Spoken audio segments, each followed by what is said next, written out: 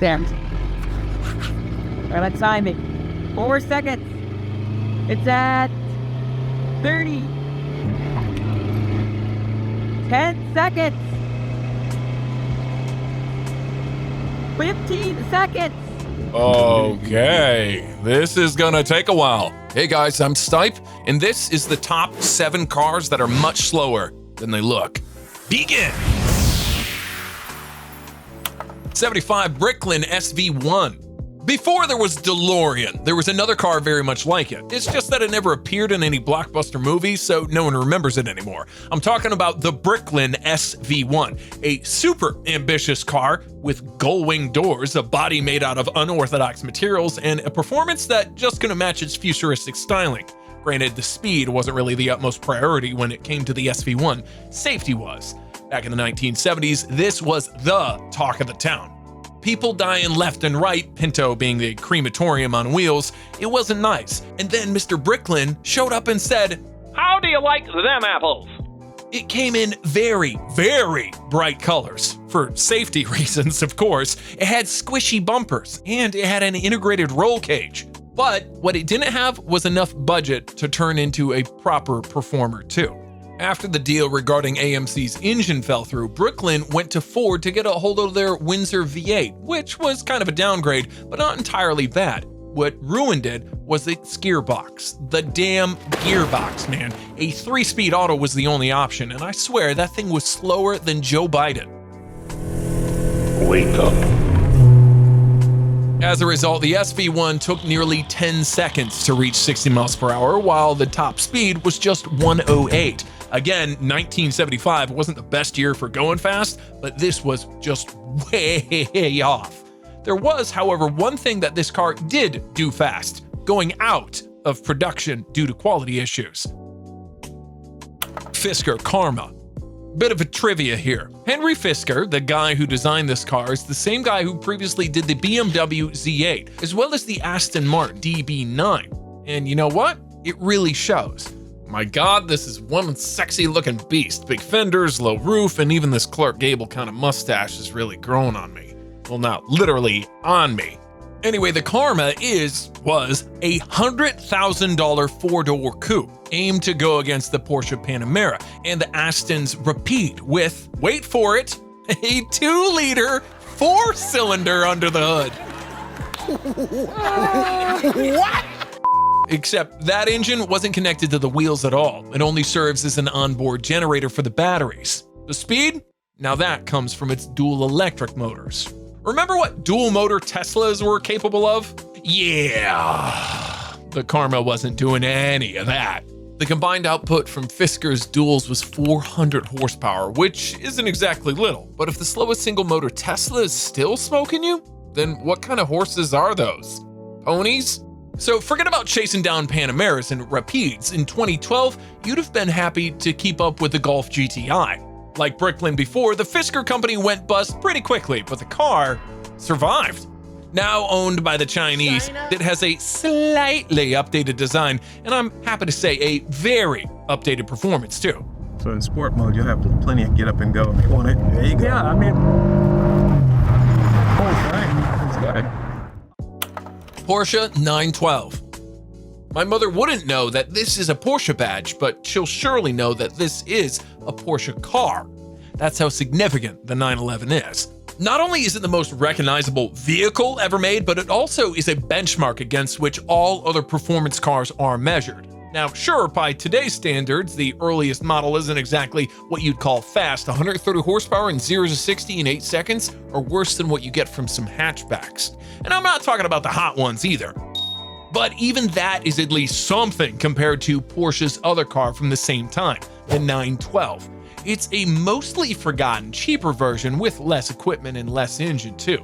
The body is the same, but open the hood and instead of a flat 6, which by the way you'll find in every other 911 ever made, here sat a 1.6-liter 4-cylinder. The idea was to bridge the price gap between the ancient 356, which was still quite popular, and the new, much more competent 911. So take the engine from the 356, put it in the 911 body, and call it the 912. It's not the worst idea ever, even if the result was kind of embarrassing.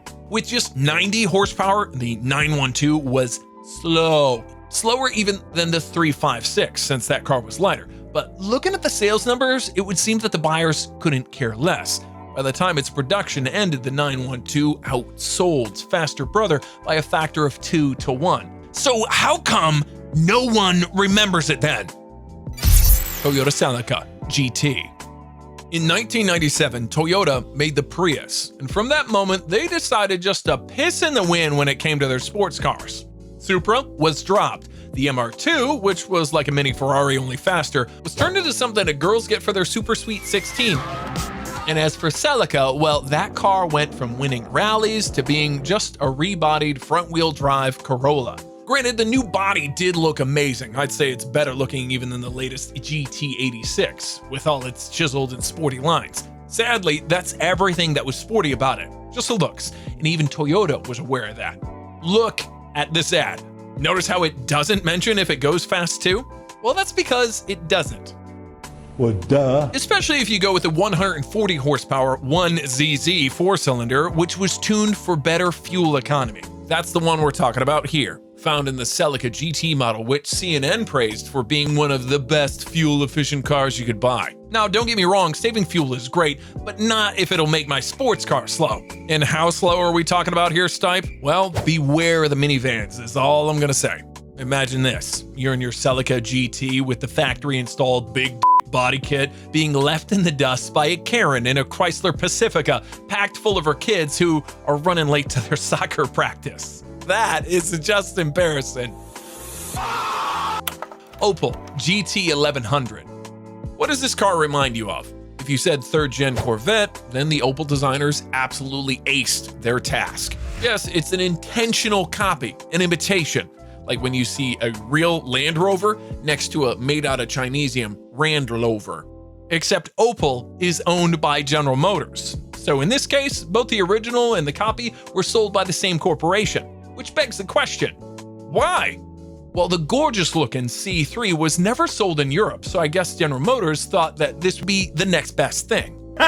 Hardly. Corvette was something of a muscle car with a selection of big or bigger V8s, whereas this, it came out with a lousy 1.1-liter inline-4. Power, 60. That's just sad. Also, much of the mechanics came from the Cadet B. Remember Richard Hammond's Oliver from the Top Gear Botswana special? Well, the GT is that, but a coupe. Now on its own, the fake Vet is a small and light car that doesn't need much power to be enjoyed, but you can't look like a Corvette and not go like a Corvette. Hell, even the real Corvette was made fun of when the power fell down to just 150 horses due to the stricter emissions regulations. So are we really supposed to give this one a pass? I say no. The topic is about slow cars that look fast, and doing 0 to 60 in 15 seconds while looking like you could do it in less than 6 is exactly the sort of thing that will get you featured here. Next, Honda S660 Mugen. When a Type R is not enough for your Honda, you go to Mugen, which is kind of an in-house but not really in-house tuning racing company. In Japanese, Mugen means without limits, and that is incredibly ironic when you see it's written on a Honda S660. That's a K car, a special Japanese low-tax class of vehicle that's very much limited in terms of their dimensions and engine specifications. 660cc is the max, as is 65 horsepower, and of course, the body can't be any bigger than this box. So as long as you're within those limits, you're a K. And so this is a K, and so is this, and this, and this. In fact, the last one is a Honda N-Box, and it shares the exact same engine with both the standard and the hardcore without limit Mugen S660. So no, they haven't given it any more power whatsoever. All they did was bolt on a super angry looking body kit. The wings, the skirts, the blades, shoutier exhaust, some bigger wheels, and that's about it. Otherwise, it drives the same as the regular one. The acceleration is the same too, 12 seconds, and I highly doubt that all the aero pieces will make much of a difference even at the top speed, which by the way is 87 miles per hour. All in all, it's a really slow car, as all K cars are. But the Mugen is also kind of super adorable with its try-hard attitude that honestly, I wouldn't mind owning one. Anyways, it's time for the honorable mentions. Let's see if you can guess them.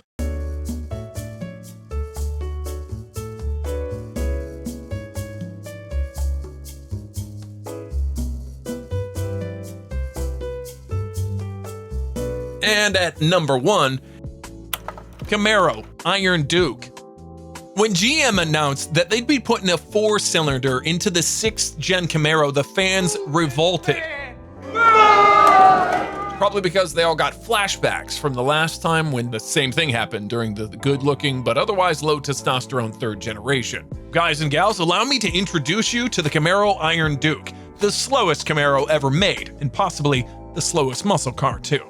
Let me give you the headline figure. 0 to 60, it took 20 seconds. Shall I count them for you? 1 Mississippi, 2 Mississippi, 3 Mississippi, 4 you get the idea.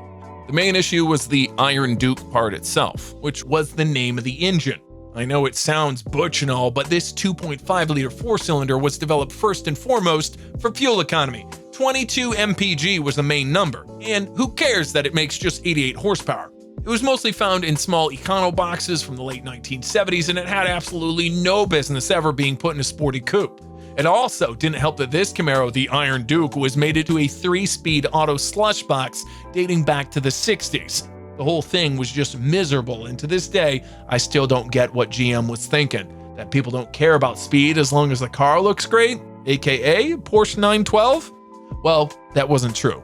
By the time the Iron Turd option was dropped, only 15% of buyers thought that it was a good idea, whereas more than half went with the V8. We'll gloss over the fact that even the V8s were kind of slow because it's time to end my video. Now go watch something else, and I'll see you in the next one. Cut!